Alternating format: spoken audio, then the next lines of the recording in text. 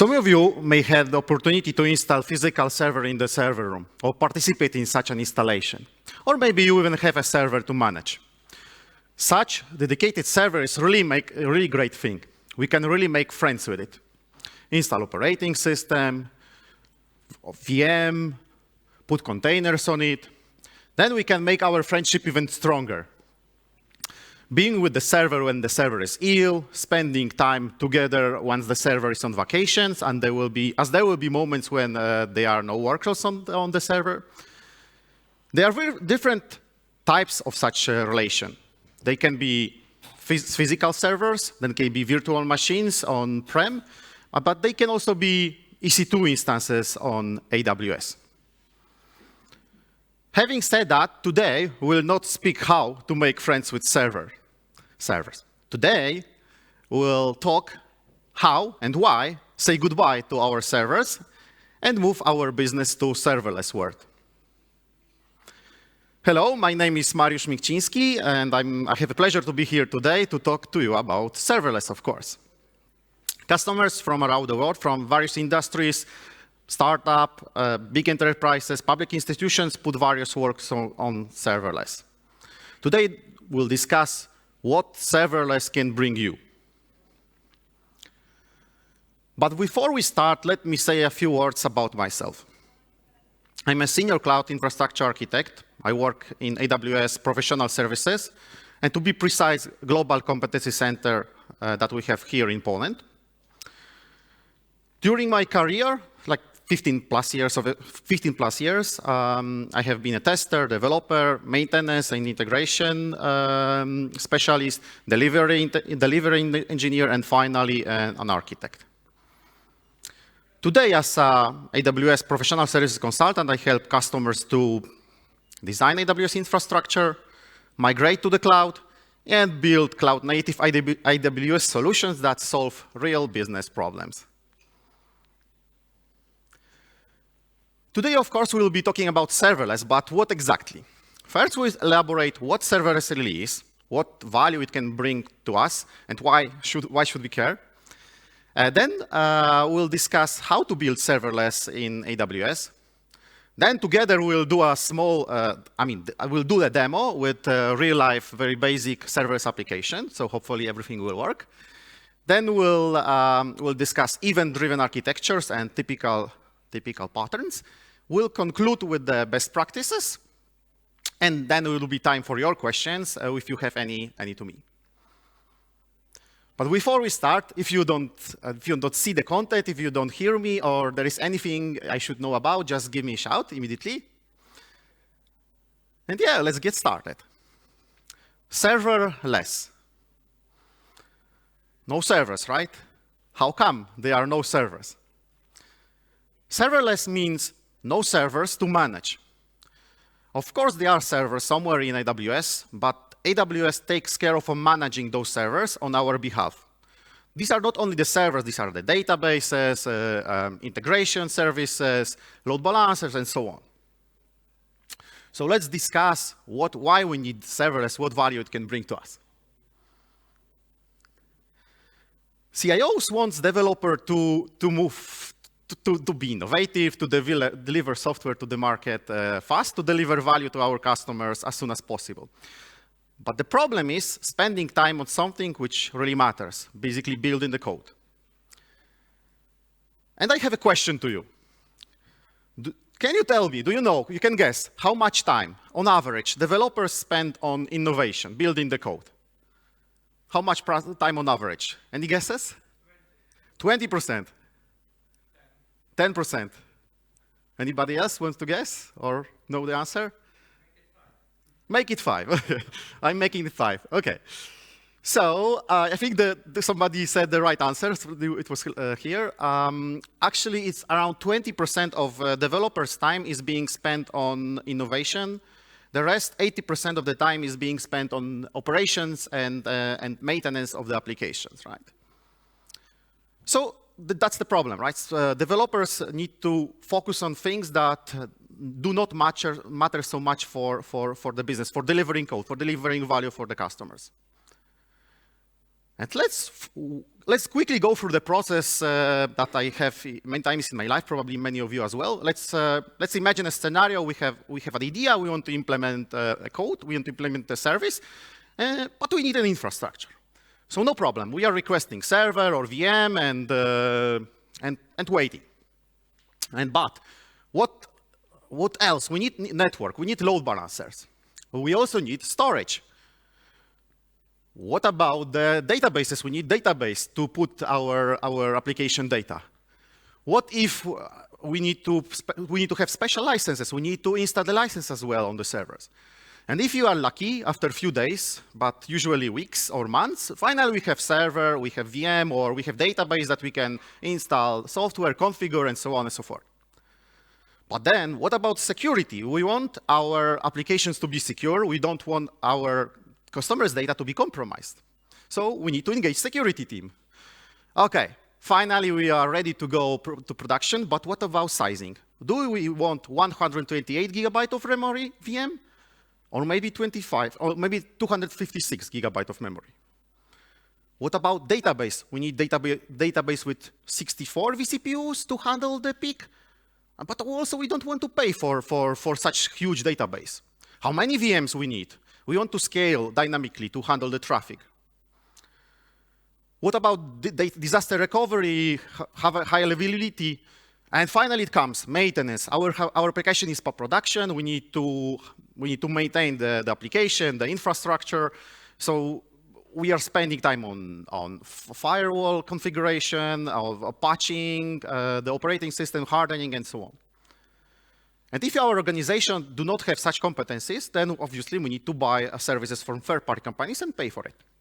And probably there are much more things that I haven't mentioned that we need to do to just start building. I mean, start delivering value to our customers. Yeah, and what we wanted to do is just to write code, just to put the code in production, just to launch the service. I have been in this situation many times in my life. Probably many of you as well. Who raise your hand who waited like more than a week for a server if you wanted to build something? Yeah, quite a lot of hands. Yeah, so it's typical. So exactly. So that's where serverless can really help us. Why? Because serverless moves this operational burden, provisioning, managing, scaling, infrastructure, databases, server, communication services, and so on, to AWS. So developers can spend time on agility, on building code, on delivering value, and providing value to the business and customers. But to even highlight what actually the serverless what the burden serverless takes away from us, let's have a look at typical application stack. We have these bottom layers, which are network, virtualization, containers, operating systems, which we need to patch, runtime, middleware, and finally it is our application and data and our business. In the case of serverless, those bottom layers are being taken care by AWS, so builders can focus time on developing application. And serverless fits very well into the needs of what the customers are asking us for and what the customer really want. And what the users want. They want to go to the market faster. So because of they don't have to spend time on maintenance, scaling, all this infrastructure part, which is not core of their business in many cases, they can go to the market faster. They also want to lower total cost of ownership. Obviously, money is like quite important thing, right? So we want to lower the total cost of ownership because in case of serverless, we pay for value. So basically, we are paying for the code that runs. We pay for the database that runs. We pay for the communication services that are processing the traffic. We are not paying for idle resources. Because of that, obviously, we can pay less, right? We are not paying for idle resources.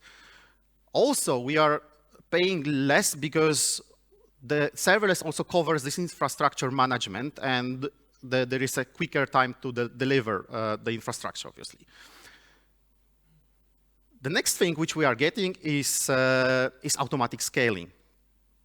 So in case of serverless, you no longer will have to compromise your services, that you are, I mean, you don't have to be in the situation that your services do not scale to the peak. In case of serverless, the infrastructure scales from 0 to the limit you define.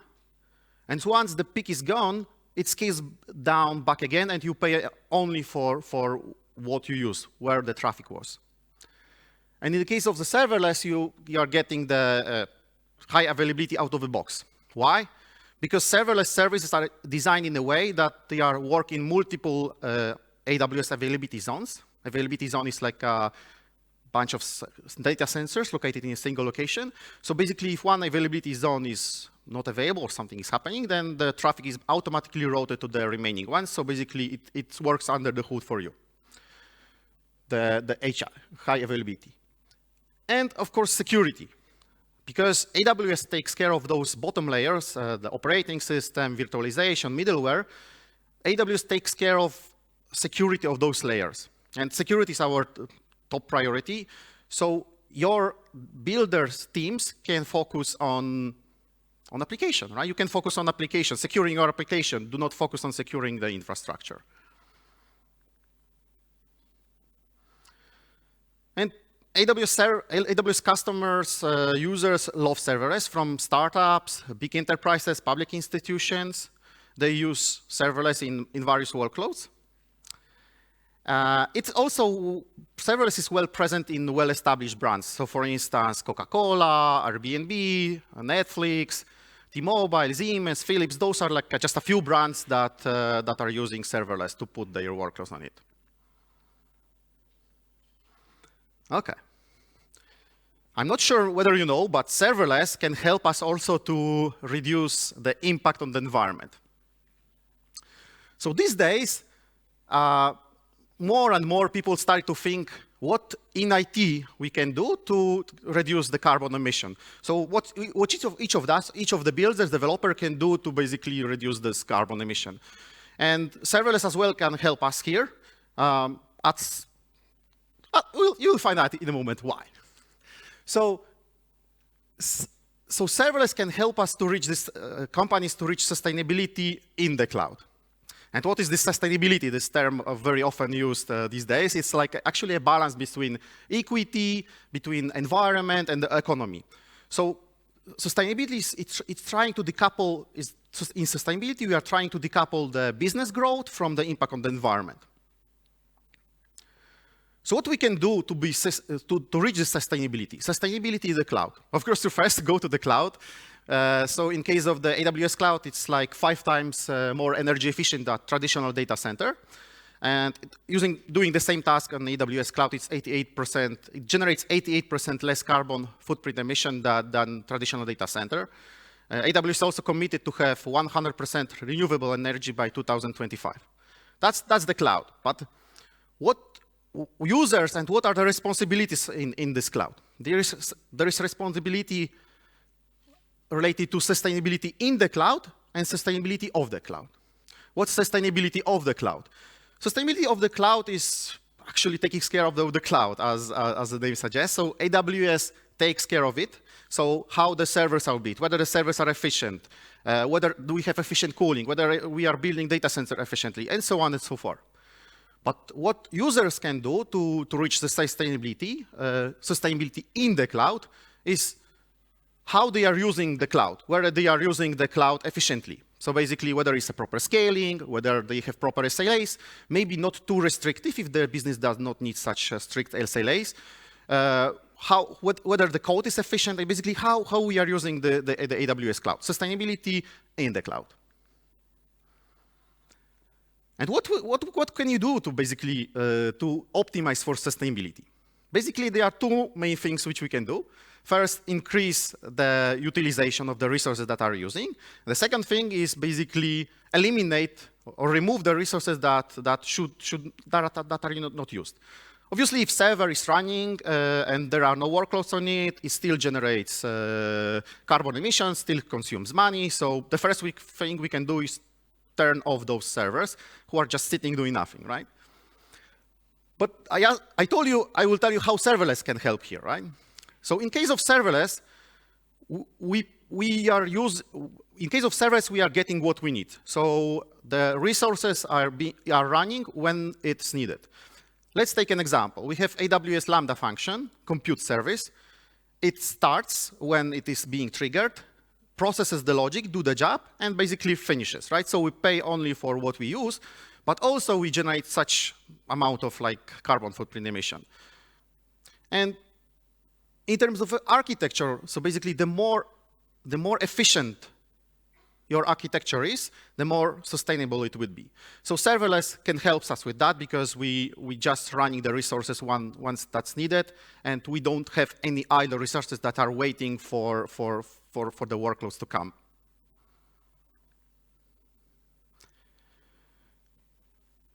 Okay, we discussed what serverless is, what value it can bring, but how to build serverless in AWS.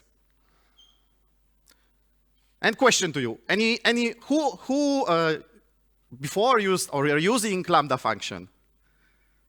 Wow, quite a lot of hands. Yeah, it's so for those who are not using yet. So AWS Lambda function is AWS compute service, event-driven. So basically, the idea is you upload the code, you set up triggers, and the Lambda function is running once the Lambda function is invoked, when the trigger has been set up. Yeah, and just quick tutorial how to do this. You define your business logic. You write code in your favorite programming language. It can be Node.js, Java, C#, Python, Go, Ruby. You upload the code. You set up the triggers, so basically when the code should be invoked. You define permissions, Lambda execution role, what Lambda function can do, and you define what services can invoke Lambda functions. That's it. We'll see the demo in a moment. Hopefully everything will work, so you will see this one in action. But obviously, Lambda is not the only service, a serverless service in AWS. We have a lot of them, but just to name a few. Compute, we have this Lambda, but also AWS Fargate. What's AWS Fargate? It's the way how you can run containers in AWS Cloud without managing infrastructure. So you're getting like a micro VM where you put your Kubernetes pod on it or ECS task. So you are using your favorite container orchestration service, and you are not managing the infrastructure because the infrastructure is serverless, is being provided by AWS. Also, in case of this data store layer, we have Amazon S3, simple storage service, object storage when you can put data. In case of the database, serverless databases, we have Amazon Aurora. Amazon Aurora is purpose-built database for the cloud, MySQL and Postgres compatible. It also has serverless flavor. How it works? You define the serverless database. Once there is application load to the database, it scales. Once there is no load, it scales down again. So basically, you pay exactly what is being used. It can scale very, very quickly. So this is a relational database, Amazon Aurora, serverless. What if you need to use NoSQL database? We can use Amazon DynamoDB. Very efficient, with single-digit performance, key value, NoSQL database. Integration layer. We have a bunch of services as well. Just an example, we have event routers such as EventBridge, SNS. We have API gateway, Amazon API gateway. We have AppSync when you can define the GraphQL APIs. We have step functions for orchestration. And there are more services that I don't want to cover at the moment as it will take too long. So in case of the serverless services, we have a bunch of services we can mix and match. And basically using like a Lego blocks, you can create serverless architectures based on those serverless services. So you choose exactly the service that you want. OK, enough talking. I just want to show you right now how it works. So that would be live demo, so hopefully everything will work. But before we start, what I want to do, I want to show you, for those of you who haven't used the Lambda function before, or maybe for those who are using, maybe you will learn something. I want to show you the AWS Lambda function, how it works. So what we'll do together, we'll upload the code, we'll set up the triggers, and without provisioning any servers, the code will be executed exactly once there is an event. And what do we want to implement? We want to implement a scenario where I have S3 bucket, I upload the picture is being detected by S3, Lambda function is being invoked. Lambda function takes this big picture, converts it into small picture, thumbnail, and puts it in the destination S3 bucket. So no servers provisioning, no resources, definition, and so on. So let's do it together. I'm using, at the moment, AWS console. Obviously, we can use CDK or Cloud Development Kit or SAML. If we want to do it programmatically, let's use AWS console for now. So what I have here, I have two S3 buckets. I have code your images.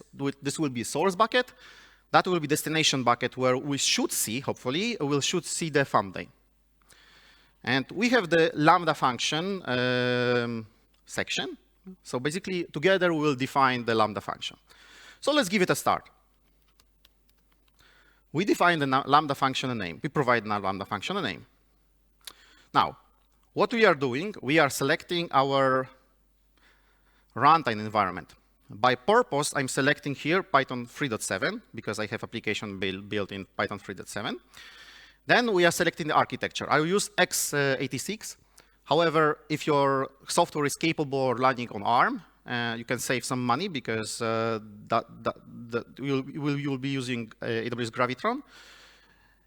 And then what we are doing next, we are selecting or providing Lambda execution role. So I already have a role predefined. What it is, it says what Lambda function should be allowed to do. So I'm selecting this role. So this role says I have access, Lambda function will have access to those three buckets I showed you. Okay, I create a Lambda function. So one step is done successfully. And now the next thing, what we need to do, obviously, upload our code. I have code already prepared in S3 bucket, so I'm uploading the code. Okay. And the last thing which we need to do is define a trigger. So I'm telling right now, please invoke the Lambda function once I will have any image in the code Europe images bucket. Yeah.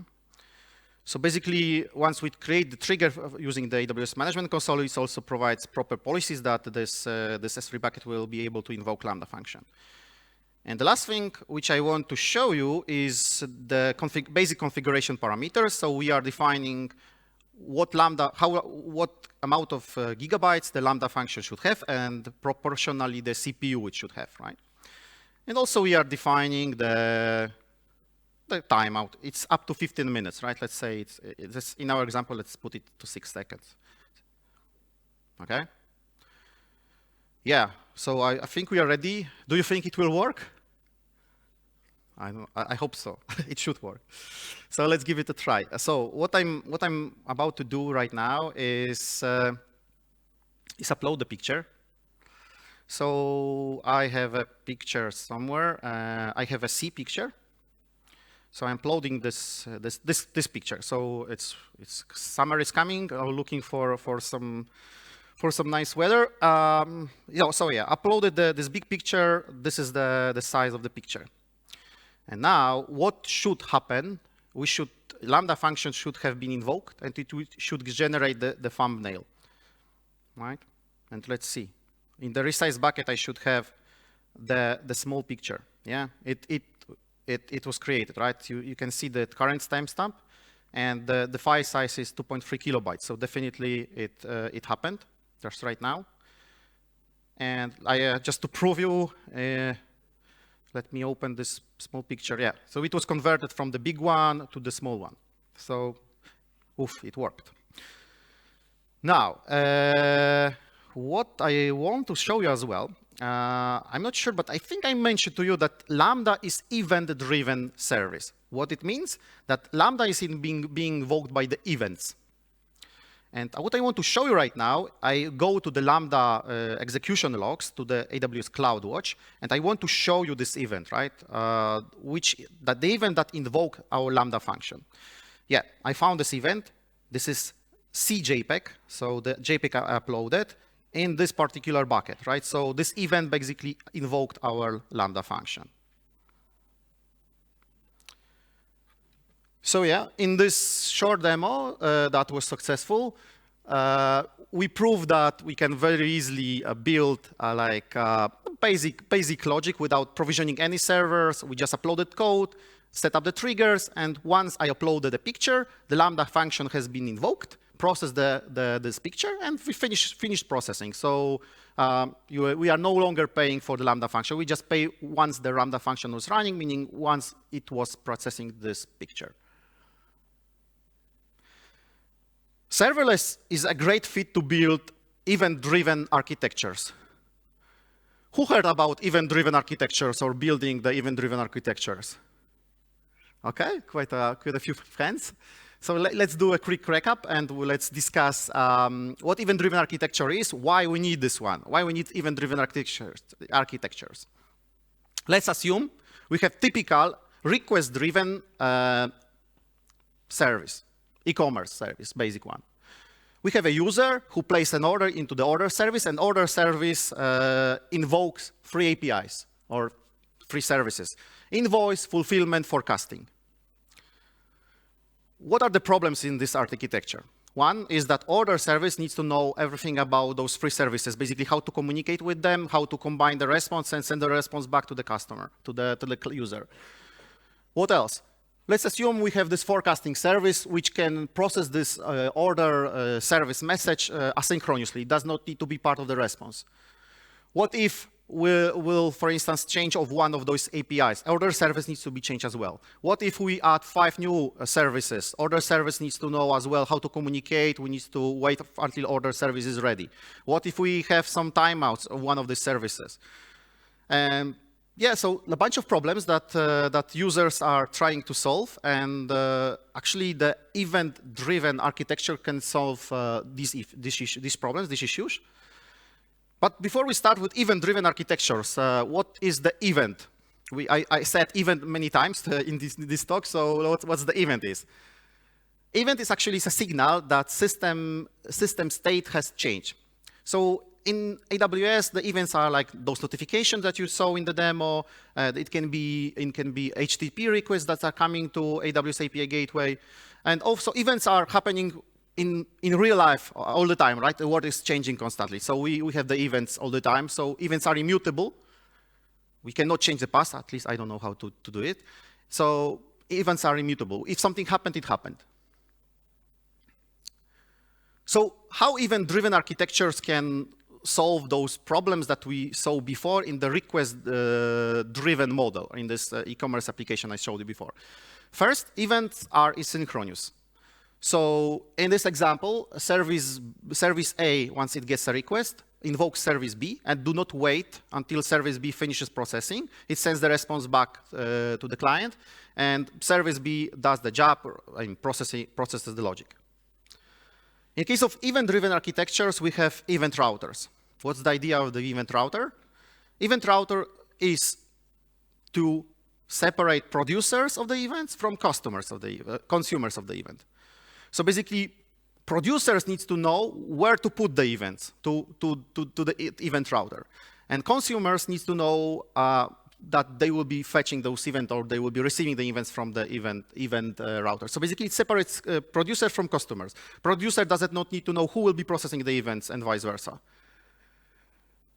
And also, we have event stores. Event store is as a buffer, which basically holds the events messages until they are ready to be processed by the downstream services.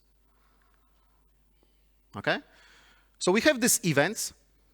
But how to route like thousands of events that we may have in our application to the proper microservices, how to do it properly, how to do it in scale, actually. One of the options is to use event bus. So basically, senders are sending events to the event bus, and event bus knows to which microservices it needs to send the events. And event bus service in AWS is Amazon Event Bridge, and how it works. We have the sender sending messages to the event bus. We define the rules. So basically, in the event bus, we say event should be sent to which services, and basically it routes the messages accordingly. So Amazon Event Bridge is a serverless service, which means we don't have to guess, we don't have to think what amount of messages we'll have. It will automatically stay to the need, and obviously we don't have to manage it. So we just put an event here. And an example from e-commerce application, we have the order created, event, so something happened, order was created. We are sending, the producer sends the, in this case, order service, forwards the message to the Amazon Event Bridge, and Amazon Event Bridge, based on the rules attributes of this event, knows to which microservices it should send this event. Okay. But do we have also other event-driven architectural patterns? What are there? For instance, we can have the decoupled messaging pattern. I mentioned to you about the event store. In this particular pattern, we have a buffer, which is Amazon SQS, Simple Queue service. What it does, it stores the events until they are ready to be processed by downstream services. I mean, in this case, the Lambda function, which will just upload the data to DynamoDB. As well, SQS is a serverless service. We don't have to guess what will be the amount of events that will be in this buffer, in this queue. So the producer just sending events to SQS. And another event-driven architecture pattern is publish-subscribe. What's the idea of the publish-subscribe? We have Amazon SNS, simple notification service, that is one of the examples of how to route messages based on the event, based on the publish-subscribe model. So we have this SNS topic.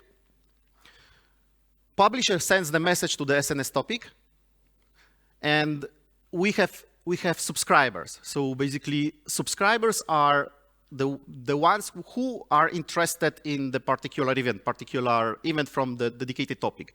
In this case, we have 3 AWS services, and as you can see, we are combining here the patterns. The first 2, subscriber A and subscriber B, actually is the pattern that I explained before, so basically with the queue. So event is being sent to SQS, to the queue, and basically then it's being processed by the Lambda function, which subscriber A basically uploads to the DynamoDB, and subscriber B processes the logic and basically puts into another SNS topic. And subscriber C is AWS step functions.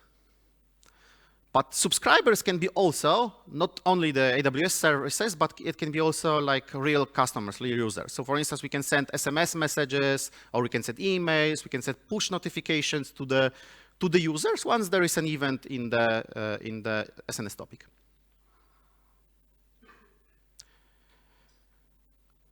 But what if we want to send the response to the customer right away? Let's say we have a user who is sending HTTP request to Amazon API Gateway. Amazon API Gateway is a serverless service that allows to define, scale, and basically secure APIs, like a front end for backend services. So what is happening here?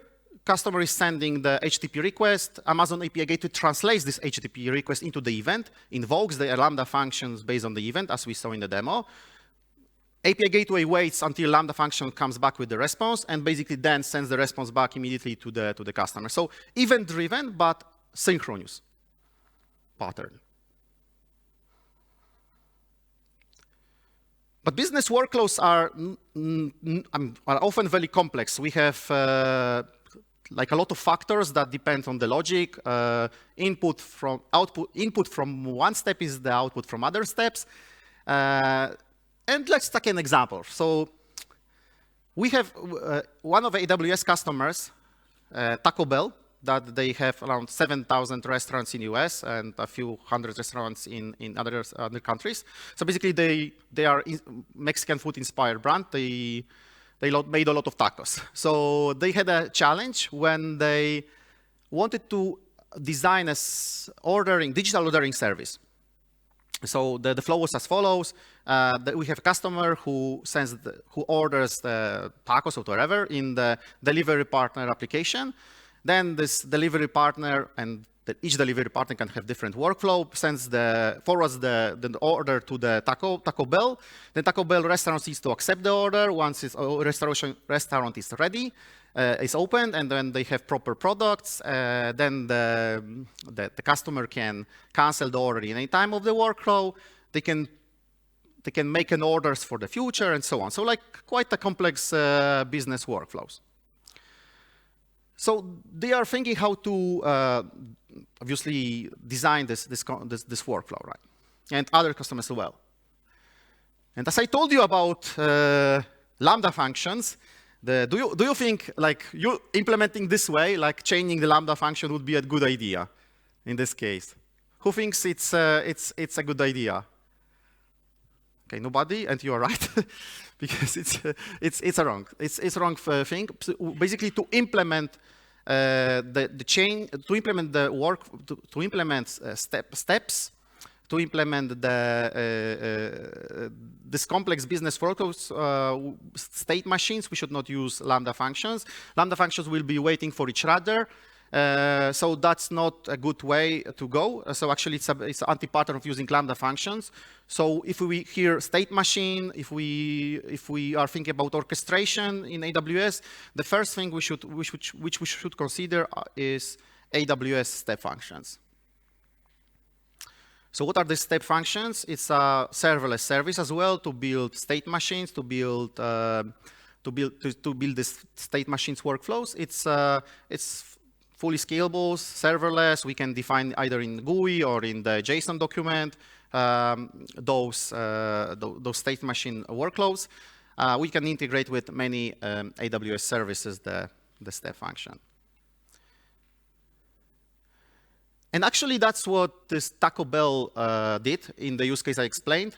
So they used AWS step function to orchestrate this workflow. And also, they implemented this digital ordering service in a fully serverless, event-driven architecture, and reusing the services that I talked to you about already. So what the flow is, we have the customer who is placing the order in the delivery partner application, then it invokes the API gateway. API gateway directly invokes event bridge to route the messages, to route the events. Step function is being invoked. In the step functions, we have Lambda functions that basically process the logic. We have DynamoDB, NoSQL serverless database, which is used to storing data.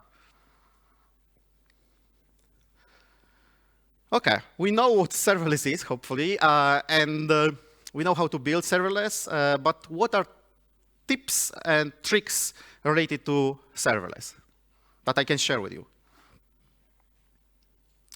First, serverless is not a silver bullet for all the problems we may have in IT. No, not all the problems obviously can be solved with serverless. There are situations when serverless is not a good fit. And for instance, when users are considering what compute service they need to use for their application, they consider sometimes whether they need to use Lambda or some other services. So when Lambda is not a good fit, when we should avoid doing this, which use cases? First is when we have, when we need no startup latency. So Lambda function may need some time, like a few hundred milliseconds even, if there is a cold start. It was not used before. So if we have a use case when it's needed to process the logic immediately, like within milliseconds, then Lambda will not be a good fit. So you need to look for something different. Also, when we have long-running jobs, Lambda function the limit is 15 minutes. So if you have like long-running jobs, then Lambda is a not good fit as well. If you have special requirements related to compute, like you need more than 10 gigabytes of memory, which is the maximum for Lambda, or you have special hardware, then you should consider something different than Lambda function.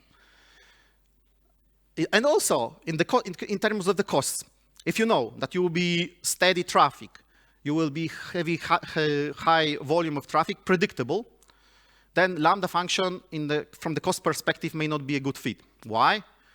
Because it will maybe just more expensive than the other solution. So for instance, if you have a situation that you know the Lambda function will be running for 12 hours per day, let's say a Lambda function will be invoked every 20 minutes and it will be running for 10 minutes, then probably you should consider something different.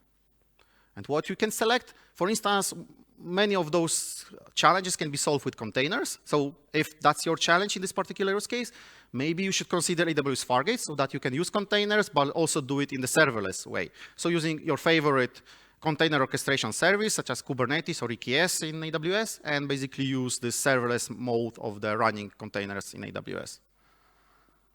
Okay, when serverless is a very good fit then? When we need to trigger processing based on the events, like we saw in this demo, that we have a picture being uploaded to S3 bucket and the logic is being run. And when we have unpredictable traffic, we cannot predict the traffic. We may have varying utilization. So basically, in the scenarios, for instance, we cannot predict the traffic. We don't know when the peak will be. In typical scenarios, we'll have to design our infrastructure to basically handle the peak. Here, in case of the serverless, it will scale up to the amount of users, to the amount of traffic, and scales down when it's not needed. So we'll pay exactly what we use. And also when we want to quickly prove the business value, right? Because serverless is the fastest way how we can build application in AWS. So many of our customers gave it a try with serverless because they want to build something very quickly, and they knew that they can do it because of reducing this infrastructure management overhead.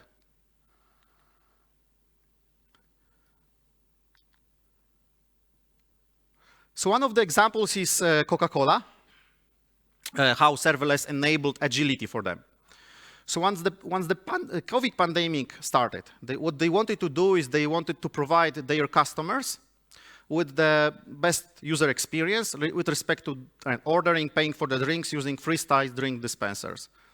So what they wanted to do is they want their customer to scan QR code and basically then using the mobile phone without installing any app, pay for the drinks, steer the pouring process of the vending machine, and so on. So they managed to do it in less than 3 months because they use serverless, in particular Lambda functions. So they focus on the business logic, on the code. They do not have to carry this infrastructure burden, right? So no scaling, no. They don't have to pay attention to the scaling because high availability, because this was provided out of the box for them by serverless. Yeah, and just to conclude what we discussed today, serverless is the way how many developers, many builders around the world build applications these days.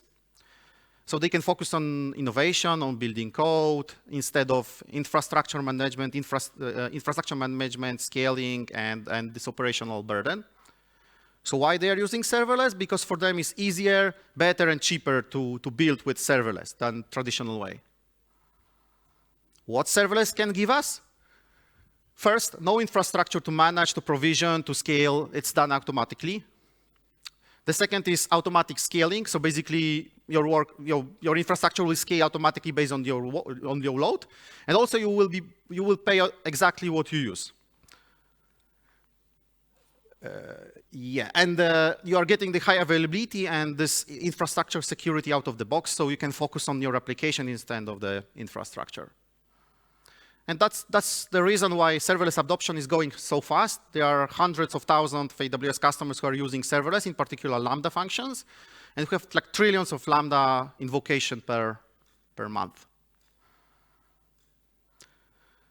And AWS it provides you many serverless services. I mentioned only a few today.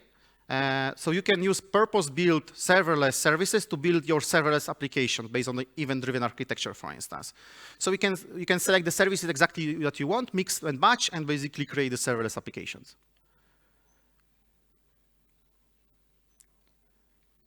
But serverless is not where we build. Serverless is how we build. In AWS, we believe that the future of modern application development is in the world called serverless. Builders and developers to focus on business logic, on something which matters for the business, not operating the infrastructure. So if you are not if you have not tried already, I encourage you to give it a try with serverless. No upfront commitment. You can use basically it right away. You will pay exactly what you use. So if you are not using, you will not pay. And the journey to serverless moving to serverless obviously is the journey, right? It's a series of steps, selecting the application, the tasks that are best fit in your case for serverless. So yeah, let's say goodbye to our servers, send them for a desired retirement, and let's build with serverless. And if you want to learn more, one of the resources that I can recommend to go is AWSamazon.com serverless page, where you can find like a bunch of interesting information related to serverless and AWS customers. And what can I say more? Thank you here to be here. Thank you all for being here today.